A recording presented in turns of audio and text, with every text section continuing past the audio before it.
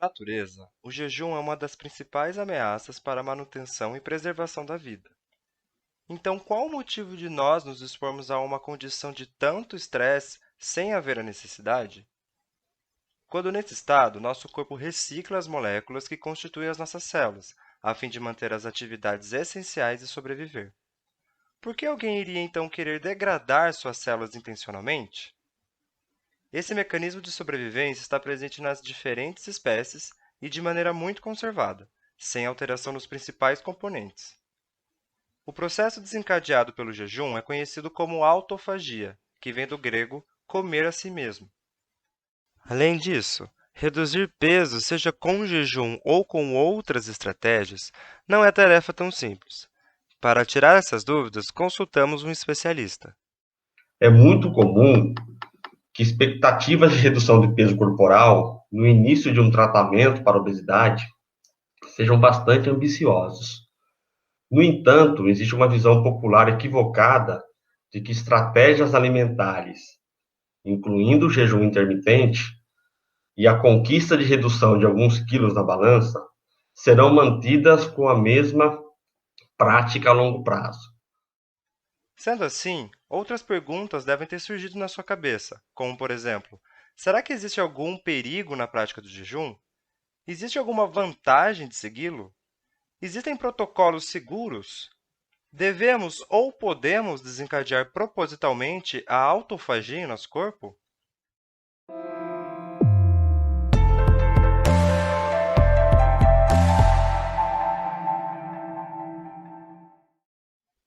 Na autofagia, os componentes celulares são captados para organelas chamadas autofagossomos, que são então direcionadas aos lisossomos ou vacúolos para serem degradados e reutilizados para outros fins. Em condições normais, proteínas e organelas são mantidas em equilíbrio contínuo entre síntese e degradação, passando por aquilo que é conhecido como turnover proteico, que nada mais é que essa constante renovação que as nossas proteínas sofrem, passando sempre pela degradação. Toda proteína tem um tempo de meia-vida que vai de alguns minutos a mais de 100 dias, de modo que, a cada 1 ou 2 meses, quase todas as proteínas do nosso corpo são renovadas ou substituídas, tudo sem nenhuma mudança física aparente. Esses mecanismos foram primeiramente descobertos com a identificação dos lisossomos, que são organelas ácidas que degradam outras moléculas, e com as descrições dos processos de autofagia, feitos por Christian Dove, ganhador do Nobel de Fisiologia e Medicina em 1974, mas atingiram toda a relevância atual em razão do trabalho de Yoshinori Ohsumi, também ganhador do Nobel de Fisiologia ou Medicina, mas agora em 2016, com seu trabalho desenvolvido em leveduras, trazendo à tona as discussões sobre os possíveis benefícios do jejum. A autofagia é inibida pela alimentação e induzida pelo jejum entre as refeições, sendo regulada, portanto, pelos nutrientes e hormônios relacionados ao jejum, como é o caso do glucagon e também da insulina, relacionada aos períodos de alimentação. A autofagia é essencial à sobrevivência pelos seus papéis na reciclagem, mas, além disso, tem relevância para o controle de proteínas e organelas mal formadas, assim como na formação de tumores e desenvolvimento embrionário. Ou seja, o processo fornece não só os tijolinhos e a fonte de energia. O jejum e a restrição calórica têm importante papel no aumento de marcadores e na ativação da autofagia. Além disso, o processo de autofagia tem papel fundamental no equilíbrio dos processos que envolvem as atividades das células, melhorando a função de órgãos e tecidos. Entre os estudos disponíveis, apenas 4 avaliaram a indução da autofagia ocasionada pelo jejum intermitente ou restrição calórica. 3 deles avaliaram a autofagia muscular e a autofagia em células sanguíneas.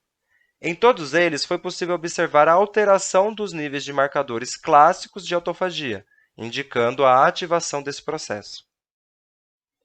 Os seres humanos evoluíram para que as atividades no período noturno fossem mais reduzidas, em razão das dinâmicas do relógio circadiano, garantindo a otimização dos processos.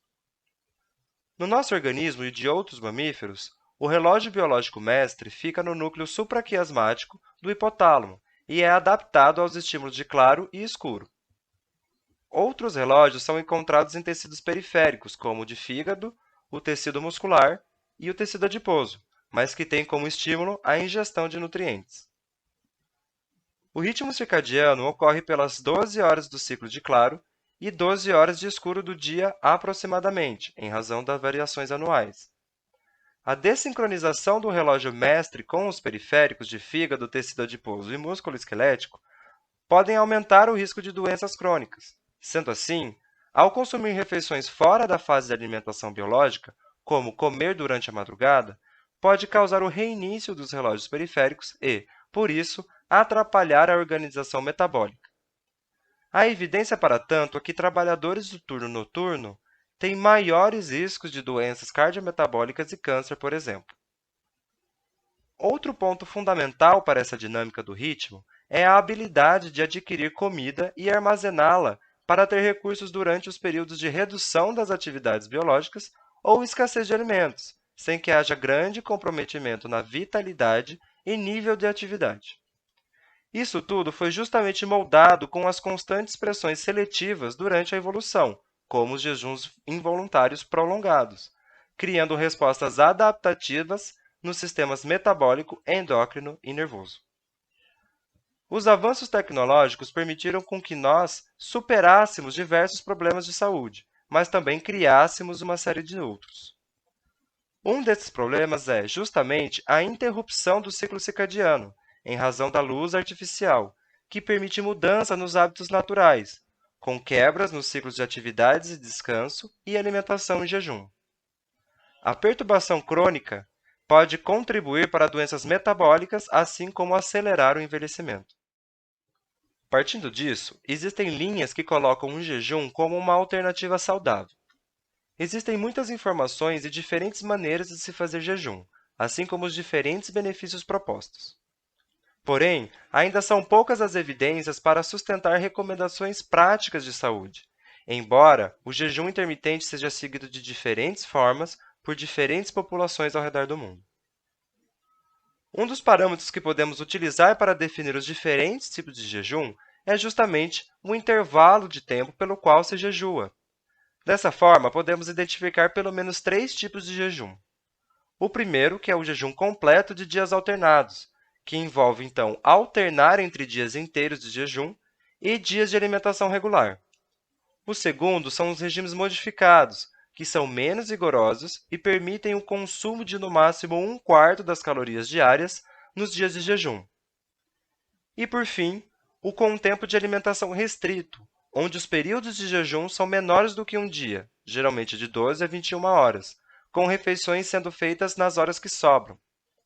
Existem também motivações religiosas para os modelos de jejum, mas, no fim, o regime se enquadrará com algum desses 3.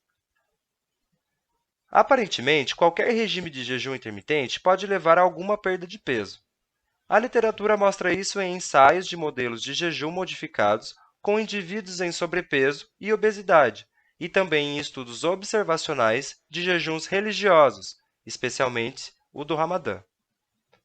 Os principais aspectos que podem ser questionados são o tempo de acompanhamento curto, que não permite saber se a perda de peso é realmente efetiva, e o fato de não haver evidências de que a perda de peso possa ser mais acentuada do que no modelo de restrição calórica contínua. Estudos com roedores apontam efeitos positivos e aditivos do jejum intermitente combinados com o exercício aeróbio em relação ao jejum intermitente realizado isoladamente. Dentre os apontamentos, temos a melhora no metabolismo da glicose e menor acúmulo de gordura no tecido hepático, que foram demonstrados ser mais eficientes quando o jejum intermitente é combinado com o exercício aeróbio em camundongos obesos. Já quando o assunto é performance, é desempenho, um ponto central é a avaliação do nível de desempenho esperado ou desejado para determinada pessoa, normalmente um atleta. Sabidamente, o organismo vai se adaptando ao processo de realizar o treinamento físico em jejum. Dessa maneira, vai ampliando a sua capacidade de oxidação de gordura e poupando glicogênio, que é um substrato essencial para atividades de alta intensidade. Dessa maneira, programas que adotam jejum intermitentes leves a moderados ou seja, inferior a 16 horas, parecem ser mais bem tolerados e com menor implicação para o desempenho. Ao contrário, quando maior a necessidade de energia para a realização de atividades, especialmente aquelas em que a fonte de energia predominante em algum período da atividade seja o carboidrato, o impacto do jejum provavelmente será maior.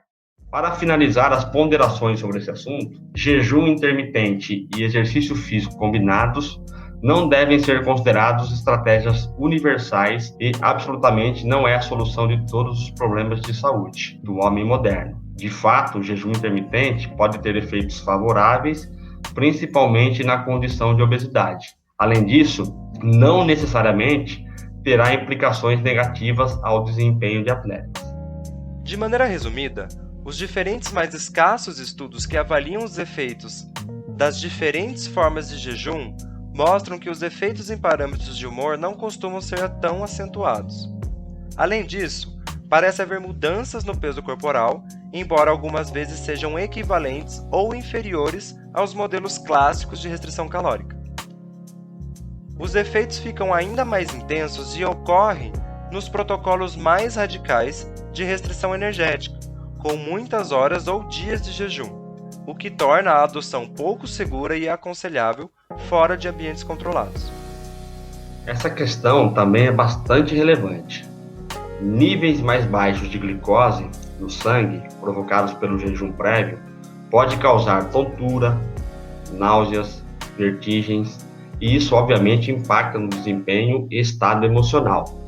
Dessa maneira, uma estratégia que talvez seja mais segura é a de prolongar o jejum noturno, de modo que a última refeição seja realizada mais cedo na noite, ou que a primeira refeição do dia seja realizada um pouco mais tarde.